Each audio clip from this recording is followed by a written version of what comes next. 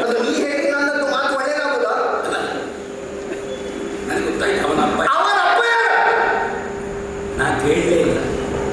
ನಾ ಹೇಳಿದ್ದು ಗೊತ್ತಿಲ್ಲದ ಅಪ್ಪನ ಬಗ್ಗೆ ಅಲ್ಲ, ಪ್ರಪಂಚಕ್ಕೆ ಗೊತ್ತಿದ್ದವನ ಅಪ್ಪ ಯಾರು? ಅವನನ್ನು ನದಿಯಲ್ಲಿ ಬರುವಾಗ ಎದೆಗೆ ಹಾಕಿಕೊಂಡು ಅಲ್ಲಿಯೂ ಮತ್ತೆ ಸುತ್ತು ಹಾಕಿ ಅತಿರಥ ಅವತ್ತು ಇವತ್ತು ಸೇನಾಧಿಪತಿಯಾದ ಕಾರಣ ಸುದ್ದಿ ಕೇಳಿಕೊಂಡಿರುವುದು ಎಲ್ಲ ನಿಂತುಕೊಂಡು ಮಗ ಹೇಗೆ ಎಲ್ಲಿ ನಿಂತು ಸುದ್ದಿ ಕೇಳಿದ್ರು ನಿನ್ನ ಅಪ್ಪನ ರಥದಲ್ಲಿ ಸಾರಥಿಯಾಗಿ ಇದ್ದಾನ. ಯಾಕೆ ಸಾರಥಿ? ಅಪ್ಪನಿಗೆ ಕಾಣುವುದೇ ಇಲ್ಲ. ಅದಕ್ಕೆ ಸಾರಥಿ ಬೇಕು. ಯುದ್ಧದ ಸುದ್ದಿ ಕೇಳಲಿಕ್ಕೆ ಸಂಜೆ ಇರ್ತಾರೆ, ಸುದ್ದಿ ಹೇಳಿಕ್ಕೆ ಅವರಿದ್ದಾರೆ. ಇವರಿಗೆ ಸಾರಥ್ಯಕ್ಕೆ ಇವನೇ ಇವ ಬಿಟ್ಟು ಹೋಗಿಲ್ಲಲ್ಲ. ನಿನ್ನ ಅಪ್ಪಯ್ಯ ಕೆಲಸದಿಂದ ತೆಗೆದಾಕಿದ್ದ. ನಿನ್ನ ಅಪ್ಪಯ್ಯ ಅವನಿಗೆ ಸಾರಥಿತ್ವದಲ್ಲಿಯೇ ಕುಳ್ಳಿರಿಸಿದ್ದಾನೆ. ನೀ ಮಗ ಇವನಿಗೆ ಸೇನಾಪತಿತ್ವ ಕೊಡುವವ ನೀನು ಅಲ್ವಾ? ಹಾಗಾದ್ರೆ ಧೀವರನ ಮಗ ಎತ್ತ, ಧೀವರನ ಮಗ ಎತ್ತ. ಅರ್ಥ ಬದಲಾಯಿಸಿದ್ರು ಅವನ ಅಪ್ಪನಲ್ಲಿ ಕಾಣ್ತದದು ಧೀವರತ್ವ. ಯಾಕೆ? ತನ್ನಂತರಂಗದ ಗುಣ ವಿಶೇಷಗಳು ಯಾವುದೂ ಇರಲಿ, ತಾನು ಧೀವರ ಎಂಬುದನ್ನು ಚೆನ್ನಾಗಿ ನೆನಪಿಟ್ಟು ಧೃತರಾಷ್ಟ್ರನ ಎಷ್ಟೇ ಸಲುಗೆ ಪ್ರೀತಿಯನ್ನು ಅನುಭವಿಸಿದ್ರು ತಾ ಎಲ್ಲಿರಬೇಕು ಅಲ್ಲಿಯೇ ಇರುವುದಕ್ಕೆ ಧೀವರತ್ವ, ಬುದ್ಧಿಯ ಶ್ರೇಷ್ಠತೆ ಅಂತ ಹೆಸರು. ಅದಕ್ಕೆ ಸಂಸ್ಕಾರ ಅಂತ ಹೆಸರು. ಯಾವುದಿಲ್ಲದ ಇವ ಎಲ್ಲ ವರ ಭೂಪತಿತ್ವ ಎತ್ತ. ಅಂಗದೇಶಕ್ಕೆ ಅಧಿಪತಿ, ಅಂಗದೇಶಕ್ಕೆ ಅಧಿಪತಿ. ಅಂಗದೇಶವನ್ನು ಕಣ್ಣೆತ್ತಿ ನೋಡಿದ್ದಾನವ. ಕಣ್ಣೆತ್ತಿ ನೋಡುವವರಿಗೆ ನಾ ಕೊಡ್ತೇನೆ. ಅಲ್ಲ ಕೊಡುವುದಿಲ್ಲ. ಆದ್ದರಿಂದಲೇ ಕೊಟ್ಟು ಪ್ರಯೋಜನ ಉಂಟಾ? ನನಗೆ ಪ್ರಯೋಜನ ಉಂಟು ಅಂತ ಕೊಟ್ಟದ್ದು. ಅದೇ ನಿನಗೆ ಕೊಟ್ಟವನಿಗೆ ಪ್ರಯೋಜನ ಆಗುದಿದ್ರೆ ನಾ ಕೊಡು. ಅದೇ ಸುಯೋಧನ ನಿನ್ನದಾದ ಪ್ರಯೋಜನ ಇಷ್ಟೂ ನೀ ಮಾತಾಡುವುದಕ್ಕೆ ತೊಡಗಿದ್ದು ಕೇವಲ ನಿನ್ನ ಪ್ರಯೋಜನವನ್ನು ನೋಡಿ ಮಾತ್ರವೇ ಹೊರತು ನೀ ಈ ಮಾವಯ್ಯನನ್ನು ಕಂಡು ಮಾವಯ್ಯನ ಅಂತರಂಗವನ್ನು ಕಂಡಲ್ಲ. ನವನ ಹಾಗೆ ಯಾರೋ ಭಿಕ್ಷೆಯಾಗಿ ಕೊಟ್ಟ ಭೂಪತಿತ್ವ ಅಲ್ಲ, ಇದು ಹುಟ್ಟಿಗೆ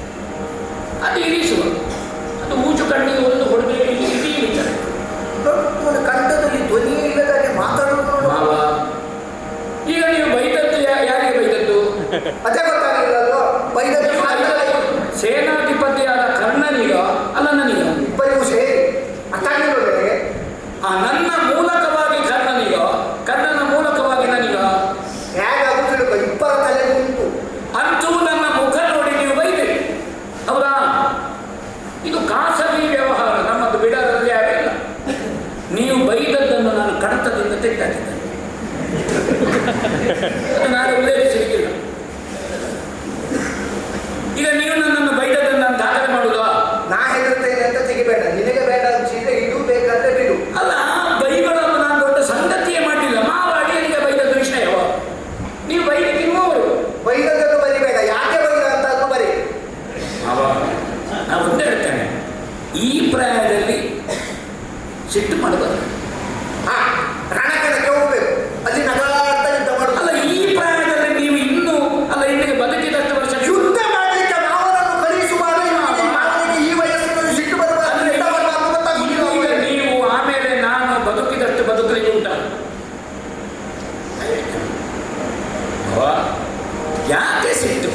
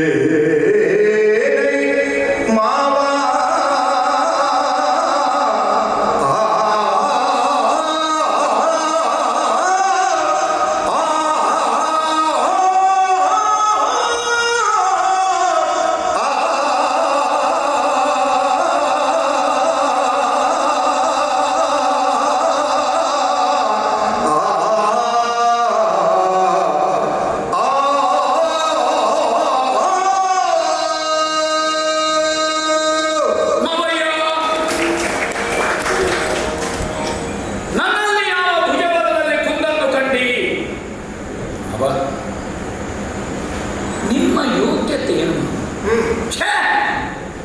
ಪ್ರತ್ಯೇಕ ಪ್ರಪಂಚದಲ್ಲಿ ಭಾರತೀಯರು ಯಾರು? ಮೊದಲ ಹೆಸರು ನೀವು, ಆಮೇಲೆ ಸತ್ತೋದ ಮಗನ, ಇನ್ನೊಬ್ಬ ಸತ್ತೋದಂತಹ ಕೀಚಕ, ಮತ್ತೊಬ್ಬ ಅವರನ್ನು ಕೊಂದಂತಹ ಭೀಮ, ನಮ್ಮ ಭೀಮ. ನಮಗೆ ಸಿಂಹಾಸನದ ವಿಷಯದಲ್ಲಿ ವಿರೋಧ ಇರಬಹುದು, ಆದರೆ ಚಂದ್ರವಂಶದ ಕುಡಿ. ಆದರೂ ಮೊದಲ ಹೆಸರು ಬಲಗವ ಮಾತ್ರೇಶ್ವರ. ಅದೇ ಅದು ಈಗ ರಾಜಸೂಯದಲ್ಲಿ ಶಿಶುಪಾಲ ಬೆಳೆದ ಅಲ್ಲಿಗೆ ಮಹಾಮೂರ್ಖ ಜನಾದಿ ಸಾಯಬೇಕಾದ ಸಂದರ್ಭದಲ್ಲಿ ಸತ್ತೋದ. ಸಾಯುವುದು ಒಂದು ಗೊತ್ತು ಅವರಿಗೆ. ಕೃಷ್ಣನನ್ನು ಅಗ್ರಪೀಠಕ್ಕೆ ಏರಿಸಿದ್ದನ್ನು ಆಕ್ಷೇಪಿಸುವ ಒಂದು ಮಾತಾಡಿದ. ಒಂದು ವೇಳೆ ಹೌದಾದ್ರೆ ವೃತ್ತರಾಜರಾದಂತಹ ಶಲ್ಯರನ್ನು ಕೂತುಗೊಳಿಸಲಿಕ್ಕೆ ಆಗುವುದಿಲ್ವೋ? ಈ ಸಿಟ್ಟಿನಲ್ಲಿ ಆಕ್ಷೇಪಿಸುವ ಬರದಲ್ಲಿಯೂ ವೃತ್ತರಾದಂತಹ ರಾಜತ್ವ ಇರುವವರು ಶಲ್ಯ ಭೂಪತಿಗಳು ಅಂತ ಶಿಶುಪಾಲನ ಹೇಳಿದ್ದು. ನಾನು ಹೇಳಿದಮ್ಮ ಹೇಳಿದ್ದು ಸರಿ ಇತ್ತಲ್ಲ. ಆ ಮೂರ್ಖನಿಗೂ ಸಿಟ್ಟು ಬರುವಾಗ ನಿಮ್ಮ ಯೋಗ್ಯತೆ ಏನೆಂದು ಗೊತ್ತು. ಇನ್ನೊಂದು ಪ್ರಶಸ್ತಿ ಕೊಡಿ ಹುಡುಕಿ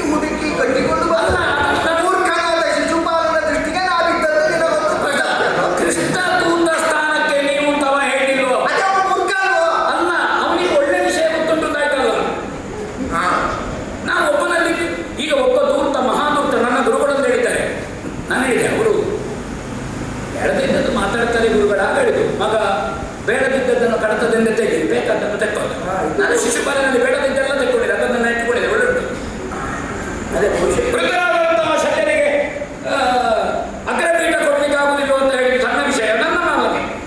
ನಾ ಇವತ್ತು ಇಲ್ಲಿ ಯಾಕೆ ಈ ಮಾತು ಕೇಳಬೇಕಾಯಿತು ಎನ್ನುವುದಕ್ಕೊಂದು ಉತ್ತರ ಸಿಕ್ಕಿತು. ಯಾಕೆ ಗೊತ್ತಾ? ಆ ಪೀಠದಲ್ಲಿ ಇವರಾದಂಥ ಶಿಶುಪಾಲ ಹೇಳಿದ್ದರ ಪರಿಣಾಮ ಈಗ ಅನುಭವಿಸುತ್ತ. ಅವನಿಗೂ ನಿಮ್ಮ ಯೋಗ್ಯತೆ ಗೊತ್ತುಂಟು, ಅವನಿಗೂ ಯೋಗ್ಯತೆ ಗೊತ್ತಾಯ್ತು, ನಿನಗೆ ಗೊತ್ತಾಗ್ತದೆ ಹೊರತಲ್ಲ. ಅವನಿಗೆ ಗೊತ್ತುಂಟು ಅಂತ ನನಗೆ ಗೊತ್ತಿಲ್ಲ. ಗೊತ್ತಿಲ್ಲ ನಮ್ಮ ಮಗನಿಗೆ ಒಂದು ಕಾಡಿನಲ್ಲಿ ಇರ್ತಾನೆ, ಅದು ಹಸುವನ್ನು ತಿಂತಾನೆ. ಎಲ್ಲ ಗುಣದಲ್ಲಿ ಗಾತ್ರದಲ್ಲಿ ಸಣ್ಣದ್ದು ಅಂತ ಬಿಟ್ಟರೆ ಚರ್ಯೆಯಲ್ಲಿ ಅದರದ್ದೇ ರೂಪ, ಅದು ಹಸುವಿನ ಹಾಲನ್ನು ಕುಡಿಯುತ್ತದೆ. ಹಸುವನ್ನು ತಿನ್ನುವುದನ್ನು ಕೊಂಡಾಟ ಮಾಡುವುದಿಲ್ಲ ನಾವು, ಹಾಲು ಕುಡಿಯುವುದನ್ನು ಕೊಂಡಾಟ ಮಾಡ್ತೇವೆ ಹಾಸಿಗೆಯಲ್ಲಿ ಹಾಕಿ. ಸ್ವರೂಪ ಎರಡದ್ದು ಒಳ್ಳೆ. ಆದರೆ ಕೆಲವೊಮ್ಮೆ ನಮಗೆ ಈ ಹಿಡಿಲಿಕ್ಕೆ ಇದುವೇ ಬೇಕು, ಅದನ್ನು ತರಲಿಕ್ಕಾಗುದಿಲ್ಲ. ಆದರೆ ಇದನ್ನು ಹೊಂಚು ಹಾಕ್ತಾರೆ, ಇಡೀ ಹೊಂಚು ಹಾಕುವಾಗ ಅದರ ರಕ್ಷಣೆಗೆ ಆವಾಗ ನಾವು ಅದೇ ಸ್ವರೂಪದಲ್ಲಿ ದೊಡ್ಡದಿರುವುದರ ಭಾವಚಿತ್ರ ಇಡಬೇಕು. ಇದು ಇದು ಬೇಕಾದ್ರೆ ನಮಗೆ ಇಲ್ಲಿಗೆ ಇದು ದೊಡ್ಡ ತರ್ತಾನೆ, ಇದರ ರಕ್ಷಣೆಗೆ ನಾವು ಭಾವಚಿತ್ರ ಇರುವುದು ಹುಲಿ. ಅದರರ್ಥ ನಾವು ಹುಲಿಯನ್ನು ಸಾಕ್ತೇವೆ ಅಂತ ಅರ್ಥವಲ್ಲ. ನಮಗೆ ರಕ್ಷಣೆ ಯಾವುದರಿಂದ ಯಾವುದರ ಪ್ರಾಬಲ್ಯ ಅಂತ ನೋಡಬೇಕು.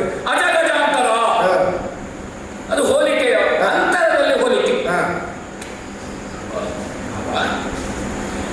ನಿಮ್ಮ ಸಾಮರ್ಥ್ಯ ಏನು, ನಿಮ್ಮ ಏನು ಹೃದಯನರು ಆರ್ತಾಯನಿಗೂ ಹೌದಲ್ಲ. ನೀವು ಮರುಭೂಮಿಯಲ್ಲಿ ಸಿಗುವ ಮರೀಚಿಕೆಯ ಬರೀ ಕಾಣಿಕೆ ಮಾತ್ರವ ಅಲ್ಲ. ಈಗ ಈ ವರ್ಷ ಇಡೀ ಮಳೆಗಾಲದ ಇದ್ದು ನಿಮ್ಮ ಆಶ್ಚರ್ಯ ಉಂಟಲ್ಲ, ನೀವು ನೀರೆಲ್ಲ ಹೇಳ್ತೀರಾ, ಮತ್ತೆ ಇದನ್ನೆಲ್ಲ ನೀವು ನನ್ನಲ್ಲೇ ಕೇಳು. ಅದೇ ಹೇಳ್ತೀರಾ, ಹೇಳುವುದಿಲ್ಲ ಅಂತ ನನಗೆ ಗೊತ್ತುಂಟು. ಹಾಗಾದ ಕಾರಣ ನೀವು ಗಂಗಾ ನದಿ ಇದ್ದಾಗ ಯಾವ ಋತು ಸರ್ವ ಋತುಗಳಲ್ಲಿ ಮೈತುಂಬಿ ಹರಿಯುವವರು ನೀವು. ನಾನು ನದಿಯ ನನಗೆ ಅನುಗ್ರಹ ಮಾಡುವವರು ಯಾರು? ಗಂಗೆಯ ಗರ್ಭ ಸಂಜಾತರಾದಂತಹ ಭೀಷ್ಮರು, ಗಂಗೆಯ ನದಿಗೆ ಸಮತುಲ್ಯರಾದಂತಹ ನೀವು. ನಾನು ಮತ್ತೆ ಆ ಒಟ್ಟು ನೀರು ಇಟ್ಟುಕೊಳ್ಳುವುದು ಬೇಡ. ಈಗ ನಾನು ಕುಳಿತುಕೊಂಡಿರುವೆ ಸಿಂಹಾಸನ. ಪಾಂಡವರು ಅವರಿಗೆ ಅಲ್ಲದೇ ಇದ್ದು ನಮ್ಮನ್ನು ಅಂತ ಹೋರಾಟ ಮಾಡುವ ಈ ಅಧಿಕಾರ ನಿಮ್ಮ ಕೃಪೆ. ಹೌದಾದ್ರೆ ಹೌದು, ಯಾರಿಗೆ ಬೇಕು? ಪಾಂಡು ನಮ್ಮ ಚಿಕ್ಕಪ್ಪ. ಪಾಂಡು ಚಕ್ರವರ್ತಿ ದಿಗ್ವಿಜಯ ಮಾಡುವಾಗ ಸಾರಥ್ಯ ಮಾಡಿದ್ದು ನಿಮ್ಮ ಸಾರಥ್ಯದಲ್ಲಿ ಪಾಂಡು ಚಕ್ರವರ್ತಿ ದಿಗ್ವಿಜಯ. ಈ ರಾಷ್ಟ್ರವ್ಯಾಪಿ ಇರುವಂತಹ ಸಾಮಂತರು ನಿಮ್ಮನ್ನು ಕಂಡು ಕರಜೋಡಿಸಿ ಕಾಣಿಕೆ ನೀವು ಸಾರಥ್ಯ ಮಾಡ್ತಾ ಇದ್ದೀರಿ. ಒಂದು ಕೈಯಲ್ಲಿ ವಾಗೆ, ಒಂದು ಕಡೆಯಲ್ಲಿ ಚಾವಟಿಗೆ ಹಿಡ್ಕೊಂಡು ಮಾಡ್ತಾ ಇದ್ದೀರಿ. ಅವರು ಕೈ ಮುಗಿಯುವಾಗ ನಿಮಗೆ ಹೀಗೆ ಮಾಡ್ಲಿಕ್ಕೆ ಆಗ್ತದೆ, ನೀವು ಹೀಗೆ ಇದ್ದೀರಿ. ಪಾಂಡು ಚಕ್ರವರ್ತಿ ನನ್ನ ಚಿಕ್ಕಪ್ಪ ಎದುರಿಸಿದ್ದು ಅವನಿಗೆ ಮಾಡುವುದಂತ ಅವ ಎಲ್ಲಿಗೂ ಅವನು ಎಂತ ಕೆಲಸ ಇಲ್ಲ. ಕತೆ ಹೇಳಿದವರು ಯಾರು? ನನಗೆ ಕತೆ ನೆನಪುಂಟು, ಹೇಳಿದವರು ಯಾರು ಅಂತ ನನಗೆ. ಯಾಕೆಂದ್ರೆ ನೀವೇನಾದ್ರು ನೀ ಕತೆ ಕೇಳಿದವ ಮಾತ್ರ ನೀವೇ ಅಲ್ಲದಿದ್ರೆ ನಾನು ಜೀವಂತ ಇದ್ದವ. ಅದಕ್ಕೆ ನೀವು ಅಲ್ಲದಿದ್ರೆ ಅಂತ ಹೇಳಿ ನಾ ಹೌದಾಗ್ತೇವೆ. ಹಾಗೆ ಇನ್ನೊಬ್ಬರಿಗೆ ನಮಸ್ಕಾರ ಮಾಡುವ ಕಾಲಕ್ಕೆ ಅದು ತನಗೆ ಸಿಕ್ಕುವ ನಮಸ್ಕಾರ ಪ್ರಶಸ್ತಿ ಎಂಬ ಹಾಗೆ ಸ್ವೀಕರಿಸುವವನಿಗೆ ನಾ ಸಾರಥ್ಯ ಮಾಡಿಯೇನು? ನೋಡಿ, ನೀವು ಅದನ್ನು ಸಣ್ಣ ವಿಷಯವನ್ನು ಒಬ್ಬ ಹಾಕಿ ದೊಡ್ಡ ಬಿಡು.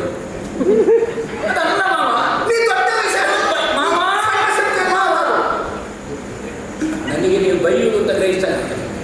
ಇಲ್ಲಿ ನೀನು ಹಗಲಿ ದೊಡ್ಡ ಮಾಡಿದ್ಯಾ? ಬೇಡ, ಬೈಬೇಕು, ಹೊಗಳಿಕೆ ಬೇಡ. ಹೌದಾ? ಮನೆಯೊಳಗೆ ಹೆಂಡತಿ ಗಂಡನಿಗೆ ಕೊಡು. ಗಂಡ ಒಬ್ಬೆ ಹಾಕಿದೆ, ಸಾಕೋಬೇಕು ಅಂತ ಆಚೆ ಮನೆಯವರು ಗ್ರಹಿಸಿದ ಸಾಕೋಬೇಕು ಅಂತ ಹೇಳಿದ ಗಂಡ ಹೆಂಡತಿ ಕೊಡೋದು ಅಂತ.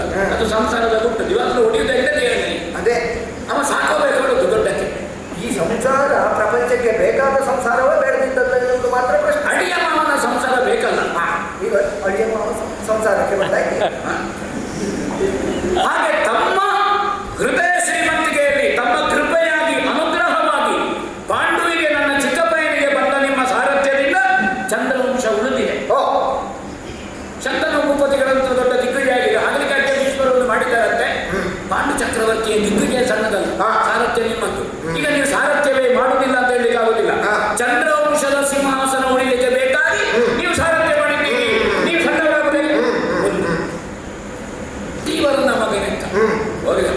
ಅವನ ಅಪ್ಪ ಯಾರು ಅಮ್ಮ ಯಾರು ಅಂತ ಅವನಿಗೆ ಗೊತ್ತಿಲ್ಲ. ನನಗೆ ಗೊತ್ತಿದ್ರು ಹೇಳಿದ ಉಪಾಯ, ಗೊತ್ತಿಲ್ಲ ಗೊತ್ತಿದ್ರು ಹೇಳಿದ ಉಪಾಯ ಹೇಳುದಿಲ್ಲ ಅಲ್ಲ. ಹೇಳಬೇಕು ಅವನಿಗೆ ಬೇಡ, ನನಗೆ ಹೇಳು ಅಲ್ವಾ? ಅವನಿಗೆ ಬೇಡ. ಆ ಮಗನೇ ಅಪ್ಪ ಯಾರು ಅಮ್ಮ ಯಾರು ಅಂತ ಸಂಶೋಧನೆಗೆ ಹೊರಟಿಲ್ಲ. ಅವನಿಗೆ ಬೇಡ. ನಾನು ಹೇಳಿದ ಹೌದಾ ದೊರೆಗಳೇ ನನಗೆ ಬೇಡ, ನೀವು ಯಾಕೆ ಇಲ್ಲದೆ ಇರುವ ಅಪ್ಪನನ್ನು ತಂದಾಕರು ಅಂತ ಕೇಳಿದೆ. ಹೌದಪ್ಪ, ಅವ ಹೇಳಿದಾಗ ಕೇಳುವಲ್ಲ ನೀನು. ಅಲ್ಲ, ಅವ ಗ್ರಹಿಸಿದ್ದು ಅವ ಹೇಳಿದಾಗ ನಾನು ಕೇಳ್ತೇನೆ ಅಂತ. ನೀ ಕೇಳುದಿಲ್ಲ. ಅವ ಹೇಳಿದಾಗ ನಾವು ಮಾಡುದಿಲ್ಲ. ನನಗೆ ನಾನು ಹೇಳಿದಾಗ ಕೇಳುವುದು ಬೇಕು. ಅವ ನಾನು ಹೇಳಿದಾಗ ಕೇಳ್ತಾನೆ, ಹಾಗೆ ನಾನು ಅವನು ಇಟ್ಟುಕೊಳ್ಳು. ಇಷ್ಟು ನೀ ಮಾತಾಡಿದ್ದನ್ನು ನಾ ಕೇಳಿ. ನಾನು ಹೇಳಿದಾಗ ಯಾರು ಕೇಳುವುದಿಲ್ಲ ಅವರನ್ನು ನಾನು ಇಟ್ಟುಕೊಳ್ಳುವ ಜನ. ಅಲ್ಲ ಅಲ್ಲ, ಇಟ್ಟುಕೊಳ್ಳ ಕೂಡುದು ನೀನು ಕೂಡುದು. ಹಾಗೆ ನೀವೊಂದು ಹೇಳಿದ್ರೆ ನಾನು ಕೇಳುವುದಿಲ್ಲ ಅಂತ ಹೇಳುದಿಲ್ಲ. ಅದೇ ಕೇಳುವುದಿಲ್ಲ ಅಂತ ಹೇಳುದಿಲ್ಲ. ನಿಮ್ಮ ಹತ್ರ ಹೇಗೆ ಮಾತಾಡಿದ್ರು ನಿಮ್ಮ ಹತ್ರ ಅಲ್ಲಿಗೆ ನಿನಗೆ ಶಾಸ್ತ್ರ ಸಿಗ್ತದೆ. ಆಡದೆ ಮಾಡುವುದು ರೂಢಿ ಹೇಳುತ್ತ. ಕೇಳುವುದಿಲ್ಲ ಅಂತ ಹೇಳುವುದಿಲ್ಲ ಮಾವ, ಹೇಳುವುದಿಲ್ಲ. ಆಡದೆ ಮಾಡುವುದು ರೂಢಿ ಹೇಳುತ್ತವನು ಅಂತ ಹೇಳುವ. ನೀವು ಹೇಳಿದ್ದನ್ನು ನಾನು ಕೇಳ್ತೇನೆ, ನೀವು ಹೇಳಿದ್ದನ್ನು ನಾನು ಕೇಳುವುದಿಲ್ಲ. ಈಗ ಕಿವಿಯಿಂದ ಮಾವ, ಇದು ಸತ್ಯ ಕರ್ಣ ಎಲ್ಲಿದ್ದಾನೆ, ಒಬ್ಬನ ಸ್ಥಾನ ತಿಳಿಯುವುದು ಹೇಗೆ, ಅವ ಯಾವ ಸ್ಥಾನದಲ್ಲಿದ್ದಾನೆ ಎನ್ನುವುದೇ. ಈಗ ನಮ್ಮ ಅಧ್ಯಕ್ಷರು ಸಭೆಯಲ್ಲಿ ಸಾಮಾನ್ಯ ಪ್ರಜೆಗಳು, ಸೇನಾಧಿಪತಿ ಮನೆಯೊಳಗೆ ಅಜ್ಜನಿಗೆ ನಮಸ್ಕಾರ ಮಾಡಿ ಕೇಳುದು, ಅಜ್ಜ ಸಭೆಗೆ ನೀವು ಬನ್ನಿ ಆಶೀರ್ವಾದ ಮಾಡಿ. ಆಯ್ತು ಮಗ, ಸಭೆಯಲ್ಲಿ ನಾ ಬರುವಾಗ ರೈತರಿಗೆ ಕಾರಣ ಯಾರು ಎಂಥದ್ದು ಅಂತ ನಮಗೆ ಮುಖ್ಯ ಅಲ್ಲ. ಒಂದು ನನಗೆ ಅವನ ಆಸಕ್ತಿ ಕಾಣುವಾಗ ಅದು ವಿಷದ ಸರ್ಪರಿ, ಬರೇ ಹೆಡೆ ತೆಗೆದು ಹೀಗೆ ಮಾಡುವುದಲ್ಲ. ಅದು ಒಪ್ಪಿಸ್ತದೆ ಖರ್ಚು ಬೇಕಿದ್ರೆ ಸರಿಯಾದ ಒಂದು ಹಿಡಿತದೆ. ಹಿಡಿತ ಎಲ್ಲುಂಟದು ಮನಸ್ಸು ಮಾಡಿದ್ರೆ ನಿಮ್ಮಲ್ಲಿ ಉಂಟು. ಇನ್ನು ಹೀಗೆ ಮಾಡಬೇಡಿ. ಅಲ್ಲ, ಬೊಬ್ಬೆ ಹಾಕದೆ ಇನ್ನೇನು? ಕತ್ತಿ ಯಾಕೆ ಮಾವ? ಕತ್ತಿ ಯಾಕೆ ನಾ ಕೇಳುವುದು ಕತ್ತಿ ಯಾಕೆ ಮಾವ ಅಂತ ಕೇಳ್ತಾ ಇದ್ದೆ. ಆದ್ರಿಂದ ಬಾಯಾರಿ ಬಂದಿದ್ದೇನೆ, ಗಂಟಲು ಒಣಗಿ ಹೋಗಿದೆ, ಗಂಟಲು ಕಟ್ಟಿ ಹೋಗಿದೆ, ಒಂದು ಲೋಟ ನೀರು ಬೇಕು ಅಂತ ನಾ ಬಂದ್ರೆ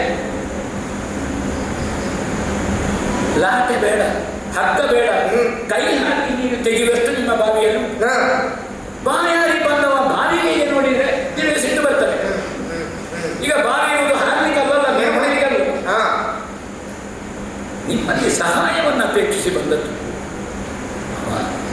ಬೇರೆ ಎಲ್ಲಿಗೂ ಎಲ್ಲ ನದಿಗಳು ಸಾಗರಕ್ಕೆ ಹೋಗುವಂತೆ ನಿಮ್ಮ ಹೃದಯ ವೈಶಾಲ್ಯವನ್ನು ಕಂಡು, ಹೃದಯ ಶ್ರೀಮಂತಿಕೆಯನ್ನು ಕಂಡು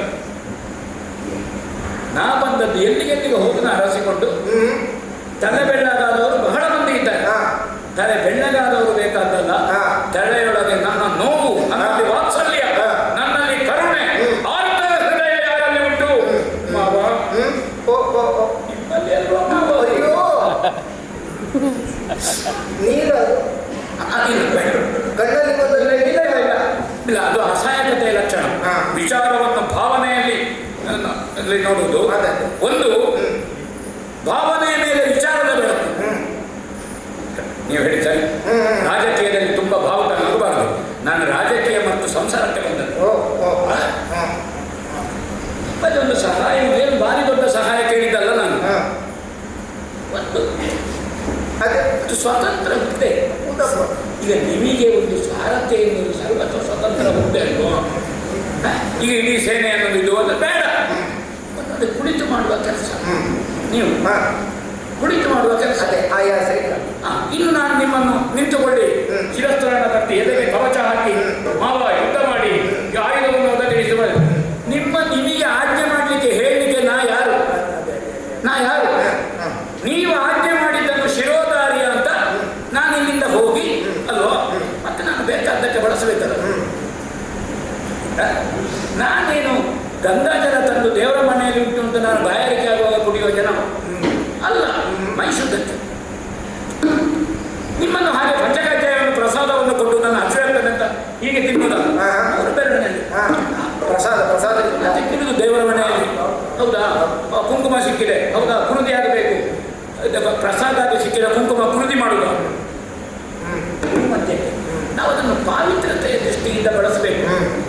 ನೀವು ನನಗೆ ಪಾವಿತ್ರತೆಯ ದೃಷ್ಟಿಯಿಂದ ಇರು. ಅದಕ್ಕೆ ಒಂದು ಕುಟುಕು ನೀವು ಬನ್ನಿ, ನಿಮ್ಮಲ್ಲಿ ಆಶ್ರಯ ಉಂಟು, ಹೌದಾ? ನಾ ಬಂದ್ರೆ ಬಿಸಿಲು ಗಾಳಿಗಾಗಿ ಮರದಡಿಗೆ ನಾ ಹೋದರೆ ಮರ ಬಿದ್ದು ಅರಿಯೇ ಅಂತ ಹೇಳುದಿಲ್ವೋ? ಯಾರ್ಯಾರೋ ಮನೆ ಬಾಗಿಲಿಗೆ ಹೋಗಿ ನಾ ಸೋತಿದ್ದೇನೆ ಅಂತ ಹೇಳಲಿಕ್ಕೆ ಬರ್ತದೋ? ನಾನು ಸೋತಿದ್ದೇನೆ ಅಂತ ಬಾಗಿ ಕೈ ಚಾಚಬೇಕಿದ್ರೆ ನಾನು ತಿಳಿದ ನನಗಿಂತ ದೊಡ್ಡ ಮನೆತನ ಆಗಬೇಡುವ ಮಾವಯ್ಯ. ಈಗ ನಮ್ಮ ಮನೆತನಕ್ಕೊಂದು ಆಶೀರ್ವಾದ ಮಾಡುವ, ಅನುಗ್ರಹ ಮಾಡುವ, ಸೋತ್ರೆ ಏನಾದ್ರೂ ಸ್ವಲ್ಪ ಉಂಟ ಬಂಡವಾಳ ಹೋಗ್ಲಿಕ್ಕೆ ಅಂತ ಕೇಳುವ ಮನೆ ವರ್ತಮಾನ ಕಾಲದಲ್ಲಿ ಇದ್ರೆ ಅದು ನಿಮ್ಮ ಮನೆ. ನೀವು ನಿಮ್ಮ ಮನೆಯನ್ನಾದ್ರೂ ಅಳಿಸಿ ನಮ್ಮ ಮನೆಯನ್ನು ಉಳಿಸುವ ಜನ. ನನಗೆ ಬೇಕಾಗಿ ನೀವೀಗ ಪ್ರಾಣ ತ್ಯಾಗಕ್ಕೆ ಬೇಕಾದ್ರೂ ತಯಾರಿ ಬನ್ನಿ ಮಾಡಬೇಕಾಗಿಲ್ಲ ಅಲ್ಲ, ಹೇಳಿ ಮಾತು ಅಲ್ವಾ? ನಿಮ್ಮ ಪ್ರಾಣ ಬೇರೆ, ನನ್ನ ಪ್ರಾಣ ಬೇರೆ, ಒಂದೇ ಹಾಕೊಳ್ಳಿ. ಅದಕ್ಕೆ ಬೇಕಾಗಿ ಇಷ್ಟೊಂದಿಗೆ ಯಾರ ಕಾಲಬುಡದಲ್ಲಿಯೂ ತಲೆ ಚಾಚಲಿಲ್ಲ ಅಜ್ಜನೀಶ್ವರನ್ನು ಬಿಟ್ಟು. ನಿಮ್ಮ ಕಾಲಬುಡದಲ್ಲಿ ನಾನು ತಲೆ ಕೆಳಗೆ ಮಾಡಿ ಕೂತ್ಕೊಳ್ತೇನೆ ಅಂತಾರೆ, ನೀವು ಬೈಯುವುದ ನನಗೆ? ಬೈಲಿಕ್ಕೆ ಬೇರೆ ಯಾರು ಸಿಗಲಿಲ್ಲ. ತಲೆ ಕೆಳಗೆ ಮಾಡಿದ್ದಕ್ಕೆ, ನೀ ತಲೆ ಕೆಳಗೆ ಮಾಡಿದ್ದಕ್ಕೆ ಬೈದದ್ದಲ್ಲ, ನೀ ನನ್ನ ತಲೆ ಕೆಳಗೆ ಮಾಡಿದ್ದಕ್ಕೆ ಬೈದದ್ದು. ಅದಕ್ಕೆ ಬೇಕಾಗಿ ನಿಮ್ಮಿಂದ ಬೇರೆ ಯಾವ ಕೆಲಸವನ್ನೂ ನಾ ಮಾಡಿಸಲಿಕ್ಕಿಲ್ಲ. ಕುದುರೆ ನನ್ನದ್ದು, ಹೌದಾ? ಚಾಪಟ್ಟಿಗೆ ನಿಮ್ಮದು. ಅದಕ್ಕೆ ಬೇಕಾಗಿ ಈ ಸಲ ನಿನ್ನೆ ಹೇಳಲಿಲ್ಲ, ಮೊನ್ನೆ ಹೇಳಲಿಲ್ಲ, ಕಳೆದ 16 ದಿವಸದಲ್ಲಿ ನಿಮ್ಮನ್ನು ದುರ್ಬಳಕೆ ಮಾಡಲಿಲ್ಲ, ನಾಳೆ 18ನೇ ದಿವಸವೂ ನಿಮ್ಮನ್ನು ದುರ್ಬಳಕೆ ಮಾಡೋದಿಲ್ಲ. ಒಂದು ವಿಶೇಷ ಅನುಗ್ರಹ, ಬೇಕಾದ್ರೆ ದಿವ್ಯಾನುಗ್ರಹ, ಬೇಕಾದ್ರೆ ಮಹಾನುಗ್ರಹ, ಮಹಾ ಸನ್ನಿಧಾನದಿಂದ ನನಗೊಂದು ಆಗಬೇಕು ಅಂತ ನಾ ಬೇಡಿಕೆ ಬಂದ್ರೆ ನೀವು ಮೊದಲ ಮನೆಯಲ್ಲಿ ಬೆರೆಗೆಲ್ಲ ಬಿದ್ದಾಗ ಬೀಳ್ತೀರಲ್ಲ ನನ್ನ ಮೇಲೆ.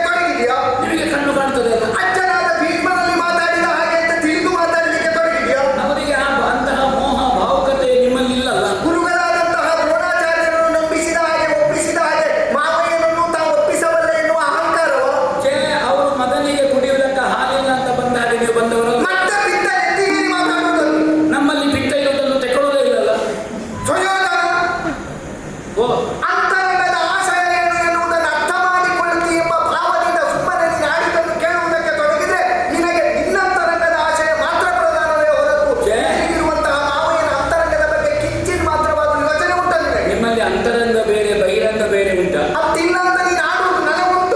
ನೀವು ಮುಕ್ತ ಅದು.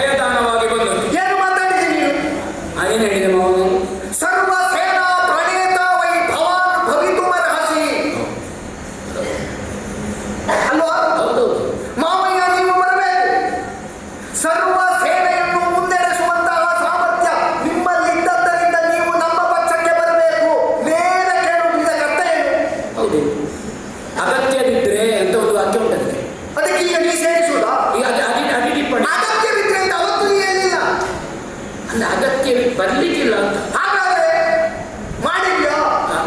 ಈಗ ನಾನು ಮಾಡಿದೆಲ್ಲ. ಈಗ ಮಾಡುವುದೇನು? ಸರ್ವಸೇನಾ ಪ್ರಣೇತ ಎಲ್ಲ ಸೇನೆಯನ್ನು ಮುಂದೆ ಸರ್ವಸೇನೆಯನ್ನು ಗೆಲ್ಲಿಕ್ಕೆ, ಸರ್ವಸೇನಾ ಪ್ರಣೇತ ಅಂದ್ರೆ ಆಗುಂಟು, ಸರ್ವಸೇನೆಯನ್ನು ಗೆಲ್ಲಿಕ್ಕೆ ನೀವು ಸಾರಥಿಗಳಾದ ಆಗ್ತದೆ. ನಾ ಏನಾದ್ರೂ ಆಗ್ತದ? ಏನಾದ್ರೂ ಅಲ್ಲ ಸಾರಥಿಗಳ. ಈಗ ನಮ್ಮಲ್ಲಿ ಆರೋಗ್ಯತೆ ಉಂಟು ಅಂತಾದ್ರೆ ನಾ ಹೀಗೆ ಇರ್ತೇನೆ, ಆಗ್ತದ? ಅದು ಹೀಗುಂಟು ಮಾ. ಈಗ ಶುಭ ಕಾರ್ಯಕ್ರಮಕ್ಕೆ ಕುಂಬಳಕಾಯಿ ನಿಷೇಧ. ನಿಮ್ಮ ಈಗ ಗಿಡ ಬರಬಹುದು ನಾವು ಪ್ರಕೃತಿ ಕಡೆ ಹೋಗುವ. ಮನೆಯಲ್ಲಿ ಶುಭ ಕಾರ್ಯಕ್ರಮ ನಿಶ್ಚಯ ಆದ ಮೇಲೆ ಕುಂಬಳಕಾಯಿ ನೆಂಟು ತಂದು ತಕ್ಕೊಳ್ಳಿಕ್ಕಿಲ್ಲ. ಆದರೆ ತ್ರಿಕಾಲ ಪೂಜೆಗೆ ರಾತ್ರಿ ಬಲಿ ಹಾಕಲಿಕ್ಕೆ ಕುಂಬಳಕಾಯಿ ಬೇಕು. ಮನೆ ತೆಗೆಲಿಕ್ಕೆ ಬರ್ತವ ಗೊತ್ತಾಯ್ತು? ಅದು ಮಾಂಸ ಹಾಕಬಾರದು ಎನ್ನುವುದರಿಂದ ಅದನ್ನೇ ಪ್ರಸಾದವಾಗಿ ಸ್ವೀಕರಿಸಬೇಕು. ಆಗ ಕುಂಕುಮ ಹಾಕಿ ಕುರುದಿ ಮಾಡಿ ರಕ್ತ ಅಂತ ಹೇಳಿದ್ರು. ನಿನ್ನ ಹರಕೆಯ ಗುರಿ ಅಂತ ತಿಳಿದು ಅದೇ ಅದೇ ಕುಂಬಳಕಾಯಿನಾದ್ರೆ ಎತ್ತಿ ಹೊಡೆಯುವುದು. ಹರಕೆಯ ಗುರಿಯನ್ನಾದ್ರೆ ತನ್ನ ಪ್ರಾರ್ಥನೆಗೆ, ತನ್ನ ಸಿದ್ಧಿ ಸಾಧನೆಗೆ ಬೇಕಾಗಿ, ತನ್ನದಾದ ದೈವಕ್ಕೆ ಯಾವ ಕಾಲಕ್ಕೆ ಬೇಕಾದ್ರೂ ಬಲಿ ಕೊಡುವುದಕ್ಕೆ ಬೇಕಾಗಿ ಆಹಾರ ಹಾಕಿ ಬೆಳೆಸಿ ಬೆಳೆಸಿ ಕೊಪ್ಪಿಸಿ ಕೊಪ್ಪಿಸಿ ತನಗೆ ಬೇಕಾದಾಗ ಕೆಂಪು ಹೂವಿನ ಮಾಲೆ ಹಾಕುವುದು, ಕೆತ್ತಿ ಕೈ ಎಸಿದ್ದಲ್ವಾ? ಇಲ್ಲ ಮಾವ, ಬೇಡ. ಗಂಧದ ಮರ ಕಡಿಬಾರದು, ಗಂಧದ ಮರ ಕಡಿಬಾರದು ಸುಮ್ಮನೆ. ಹೌದಾ? ದೇವಸ್ಥಾನದ ಮಾಡೇ ಬೀಳ್ತದೆ ಮುಖಮಂಟಪ, ತೀರ್ಥಮಂಟಪ. ಬೇರೆ ಯಾವ ಮರವೂ ಇಲ್ಲ. ದೇವಸ್ಥಾನ ಉಳಿಲಿಕ್ಕೆ ಗಂಧದ ಮರ ಕಡಿದು ಊತ ಕೊಡಬಾರದು ಅಂತ ಇಲ್ಲ. ಕಡಿದ ಗಂಧದ ಮರ ಏನು ಮಾಡಿದ್ರು ಎನ್ನುವುದು ಪ್ರಶ್ನೆ. ಏನು ಮಾಡಿದ್ರು? ದೇವಾಲಯದ ರಕ್ಷಣೆಗಾಗಿ ಕಡಿದ ಗಂಧದ ಮರವನ್ನು ಏನು ಮಾಡಿದ್ರು? ಗಂಧದ ಮರ ಊತ ಕೊಡ್ಲಿಕ್ಕೆ ತೆಕ್ಕೊಂಡು ಹೋಗಿ ಅಡುಗೆಯ ಮನೆಯ ಒಲೆಯ ಬೆಂಕಿ ಉಳಿಸುವುದಕ್ಕೆ ಹಾಕಿದ್ರು. ಹಾಕಿದ್ರು. ಯಾಕೆ? ದೇವರಿಗೆ ಪ್ರಸಾದ ಹಾಕುವುದಿಲ್ಲ. ಈಗ ಯಜ್ಞಕ್ಕೆ ಸಂಬಂಧಿಸಿ ಮಾಡಲ್ಪಡುವ ಇಂಧನವಾಗಿ ಹವ್ಯವಾಹನ ತಗದಗಿಸುವುದಕ್ಕೆ ಬೇಕಾಗಿ ದೇವಸ್ಥಾನ ಉಳಿಸುವುದಕ್ಕಾಗಿ ಕಡಿದ ಗಂಧದ ಮರ ಬಳಸಲ್ಪಟ್ಟರೆ ಗಂಧದ ಮರಕ್ಕೆ ಸಾರ್ಥಕತೆ, ಕಡಿದವನಿಗೆ ಸಾರ್ಥಕತೆ ಉಂಟು. ಈಗ ದೇವರಿಗೆ ನೈವೇದ್ಯ ಮಾಡಬೇಕು 3 ಸೇರಿ. ಬೇರೆ ಯಾವ ಎಲ್ಲ ಕಟ್ಟಿಗೆ ಮಳೆ ಬಂದು ಒಂದೇ ಆಗಿದೆ. ಯಜ್ಞಕ್ಕೆ ಉಪಯೋಗಿಸುವ ಹಲಸಿನ ಕಟ್ಟಿಗೆ ಉಂಟು. ಆವಾಗ ದೇವರಿಗೆ ನೈವೇದ್ಯ ಮಾಡುವುದೇ ಯಜ್ಞ. ಆವಾಗ ನಾನು ಹಲಸಿನ ಕಟ್ಟಿಗೆ ಹಾಕಬಾರದು ಅಂತ ಇಲ್ಲ. ನೈವೇದ್ಯ ಆಗಬೇಡುವ, ಇಲ್ಲ ಅದು ನಿಲ್ಲುವುದಿಲ್ವಾ? ಪ್ರಾಯಶ್ಚಿತ್ತಕ್ಕಾಗಿ ಕಡಿದದ್ದ ಅವೋ ಗಂಧದ ಮರ ದಿನದ ಉರುವಲಿಗಾಗಿ ಕಡಿದದ್ದಲ್ಲ. ಅಲ್ಲ, ದೇವಸ್ಥಾನ ಉಳಿಸುವುದಕ್ಕೆ ಉಳಿಸುವುದಕ್ಕೆ ಮಾವ. ಹಾಳು ಮಾಡಿದಿ ಅಂತ. ಯಾವುದನ್ನು? ಗಂಧದ ಮರ ಮಾತ್ರ ಅಲ್ಲ, ಮತ್ತೆ? ಹಾಳಾದವ ಅಂತ. ಯಾರು? ಕಾಣುವುದಿಲ್ವ ನಿನಗವ? ಎಂತ ಕಾಣುವುದಿಲ್ವ ಅವ ನಿನಗವ? ಎಂತದೆ? ಕೀಳು.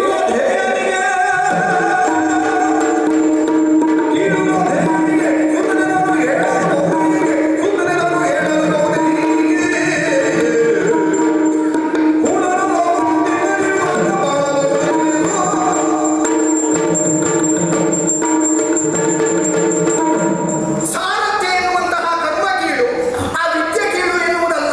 ಅಲ್ವಾ? ಸಾರಥ್ಯ ಎನ್ನುವುದೇ ಕೀಳು ಹೌದಾದರೆ ಮಹಾರಥಿಯ ಲಕ್ಷಣಗಳಲ್ಲಿ ತಾ ಸಾರಥಿಯೂ ಆಗಿರಬಹುದಾದವರು. ಸಾರಥ್ಯದ ಜ್ಞಾನವನ್ನು ಸಂಪೂರ್ಣವಾಗಿ ಬಲ್ಲವನಾಗಿರಬೇಕೆಂಬಂತಹದ್ದು ವಿದ್ಯೆಯಾಗಿ 64ರಂದು ಸೇರುವುದಕ್ಕೆ ಅವಕಾಶವೇ ಇಲ್ಲಲ್ಲ.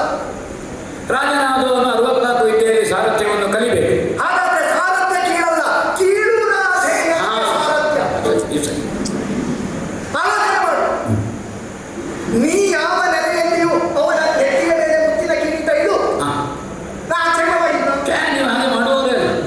ನೀ ಬರುವಾಗ ನೀವೇ ಸೇನಾಧ್ಯಕ್ಷರು ಎಂಬ ಭಾವದ ಮಾತನ್ನೇ ನೀ ಆಡಿದ್ದರು, ನೀ ಕೊಡದೇ ಇದ್ದರು. ಇಷ್ಟು ದಿವಸ ನಾ ಮಾತಾಡಿದ್ದೇನೋ? ನೀವು ಇವತ್ತು ದಿವಸ ಮಾತ್ರ ಅಲ್ಲ, ಇವತ್ತು ಬಿಟ್ಟು ನೀವು ನಾಳೆಯೂ ಮಾತಾಡುವ. ಸೋಮಯಾಗಕ್ಕೆ ಬ್ರಹ್ಮನಾಗಿ ಬರಬೇಕು ಎನ್ನುವ ಆಮಂತ್ರಣವನ್ನು ಕೊಟ್ಟು ಸಕಲ ಶಾಸ್ತ್ರಜ್ಞರಾದಂತಹ ವಿದ್ವಾಂಸರನ್ನು ಕರೆತಂದು ಇನ್ನೇನು ಯಜ್ಞ ಪ್ರಾರಂಭವಾಗುತ್ತದೆ. ಇವತ್ತಿನವರೆಗೆ ಕುಳಿತಿದ್ದಾನೆ. ಬಹುದಿನ ಸಾಧ್ಯವಾಗುವ ಯಜ್ಞ ಅದು. 2 ದಿನ ಕಳೆದಿದೆ. 3ನೇ ದಿನಕ್ಕಾಗುವಾಗ ಹಾಯ್ ನೀವು ನನ್ನದೇ ಅಂತ ಕಳುಹಿಸಿದೆ. ಸೋಮಯಾಗಾದ್ರೆ ಕೊಡು. ಹಾಗಾದ್ರೆ ನೀವು ಮಾಡಿದ ಹಾಗೆ ಇದು ಯುದ್ಧ. ಆಮೇಲೆ ಇಲ್ಲಿ ಆಲೋಚನೆ ಮಾಡು. ಹೇಗೆ? ಕೀಳು ರಾಧೆ. ಸಾರಥ್ಯ ಪಾಂಡುವಿಗೂ ಮಾಡಿದ್ದೇನೆ. ಅಲ್ಲ, ನಿನಗೆ ಕಥೆ ಸರಿಯಾಗಿ ಗೊತ್ತಿದ್ರೆ ಹೇಳು. ಪಾಂಡು ನನ್ನಲ್ಲಿ ಬಂದು ಪ್ರಾರ್ಥನೆ ಮಾಡಿದ್ದ. ನೀವು ಭಾವ ಭಾವ ಭಾವ ನನಗೆ ಸಾರಥ್ಯ ಅಂತ. ಹಕ್ಕಿಗೆ ರೆಕ್ಕೆಯ ಬಲ, ಭಾವನೆಂಟನಿಗೆ ಭಾವನೆಂಟನ ಬಲ. ಯಾಕೆ ಪ್ರಾರ್ಥನೆ ಮಾಡಲಿಲ್ಲ? ಪಾಂಡುವಿಗೆ ಗೊತ್ತಿಲ್ವಾ? ಗೊತ್ತಿರಲೇನು? ನಿಮ್ಮ ಹತ್ರ ಪ್ರಾರ್ಥನೆ ಮಾಡಬೇಕಾ? ಮಾಡಲಿಲ್ಲ. ಯಾಕೆ ಮಾಡಬಾರದು? ಯಾಕೆಂತಂದ್ರೆ ನನ್ನ ಯೋಗ್ಯತೆಯನ್ನು ತಿಳಿಯು. ಹೌದು.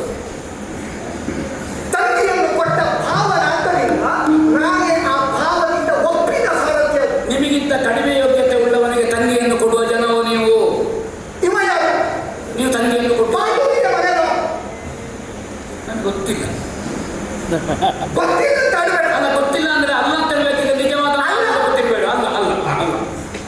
ಹಾಗಾದ್ರೆ ಹಾ. ಆಲೋಚನೆ ಮಾಡಬೇಕಾದದ್ದು ಹುಟ್ಟಿದ ಕುಲದಿಂದ ಕೀಳು ಎಂಬ ನೆಲೆಯ ಮಾತುಗಳಲ್ಲ ಇದು. ಅಲ್ಲ ಮತ್ತೆ ಗುಣದಿಂದ ಆ ಗುಣದಿಂದ ಒಬ್ಬ ಸೇನಾಪತಿಯಾದವನಿಗೆ ಪರಾಕ್ರಮ ಮಾತ್ರ ಸಾಕು ಅಂತಿದ್ರೆ ರಾಜ್ಯ ಸೇನಾಪತಿ ಕಾರ್ಯ ಸುಶೀಲ ಶ್ಲಕ್ಷ್ಣ ಭಾಷಿತ ಹಾ. ಧರ್ಮಜ್ಞ ಹೌದು. ಎಂಬ ಲಕ್ಷಣಗಳನ್ನೆಲ್ಲ ಸೇರಿಸ್ತಾ ಇರಲಿಲ್ಲ. ಹಾ. ಭೀಷ್ಮರು ಕುಳಿತ ಸೇನಾಪತಿ ಪದ ಮನೆ, ದ್ರೋಣರು ಕುಳಿತ ಸೇನಾಪತಿ ಪದ ಮನೆ ಅವ ಕುಳಿತಿದ್ದಾನೆ ಎಂಬುದರಿಂದ ಅವ ದೊಡ್ಡವಾದದ್ದಲ್ಲ. ನೀ ಭೀಷ್ಮರ ದ್ರೋಣರ ಮರ್ಯಾದೆ ಹೌದಾ? ಒಂದು ಗುಣ ಹಾ. ನಿಜವಾಗಿ ಸುಂದರಾತ್ಮ ಹಾ. ಆಗಿ ಇಲ್ಲ. ಕ್ಷತ್ರಿಯತ್ವ ನೀ ಆಡಿದ್ಯಲ್ಲ, ಹಾ. ಮೈಯಲ್ಲಿ ಪರಾಕ್ರಮ ತುಂಬಿದೆ ಅಂತಾದ್ರೆ ಅದೇ ಅವನಿಗೆ ಜಾತಿ ಕೊಡ್ತದೆ. ಅವ ನಿಜವಾದ ಕ್ಷತ್ರಿಯ, ಅವನಿಗೆ ಅಂಗರಾಜ್ಯ. ಹಾ. ಕ್ಷತ್ರಿಯ ಆತ್ಮ ಹಾ.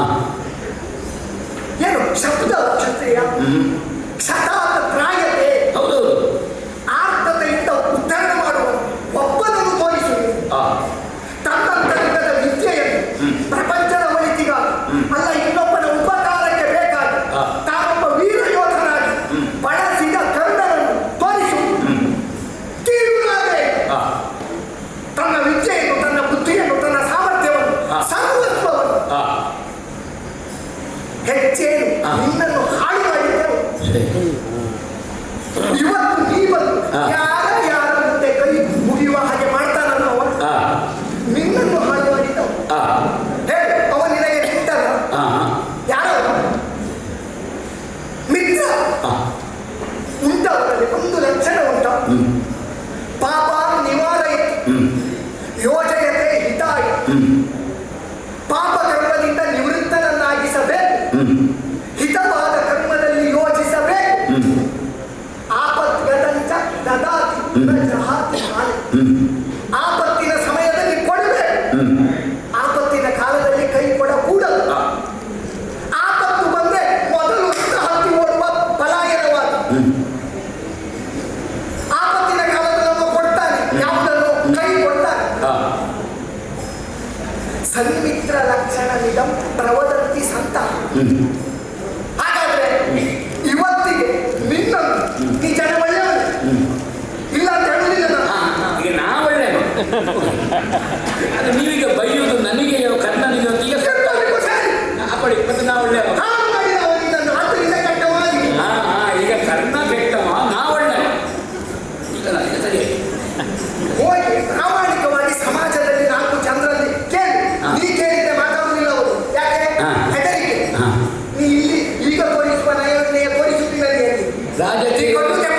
ರಾಜಕೀಯದಲ್ಲಿ ನಿತ್ಯ ನಯವಿನಯ ನಾ ಕೇಳಿದ್ರೆ ಹೌದಾ, ನಾನು ಬೀದಿಯಲ್ಲಿ ಭಿಕ್ಷೆ ಬೇಡಬೇಕು. ಹೌದಯ್ಯ, ಅದಲ್ಲ ಅಂತಲ್ಲ. ಆದ್ರೆ ಪ್ರಾಮಾಣಿಕವಾದ ಪ್ರಜೆಗಳ ಭಾವ ಏನೆಂಬುದನ್ನು ಸಂಗ್ರಹಿಸಬೇಕೋ ಬೇಡೋ?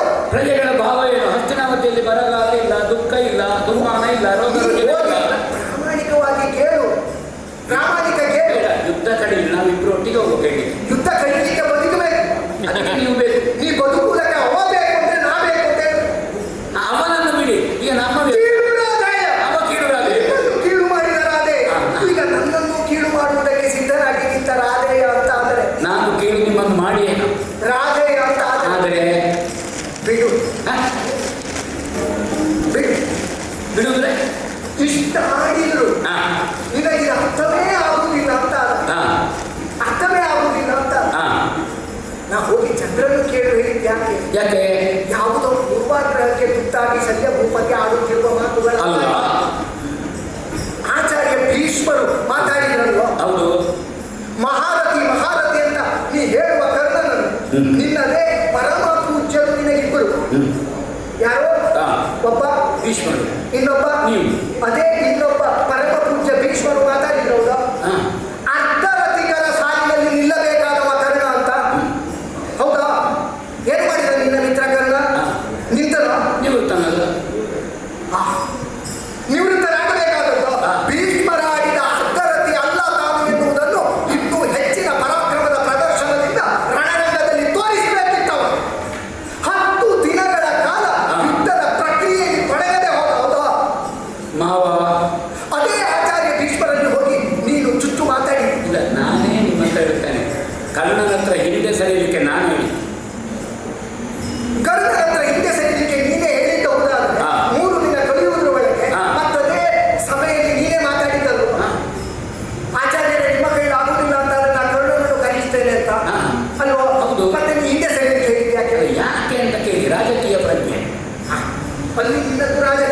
ಭೀಷ್ಮನಿರುವಾಗ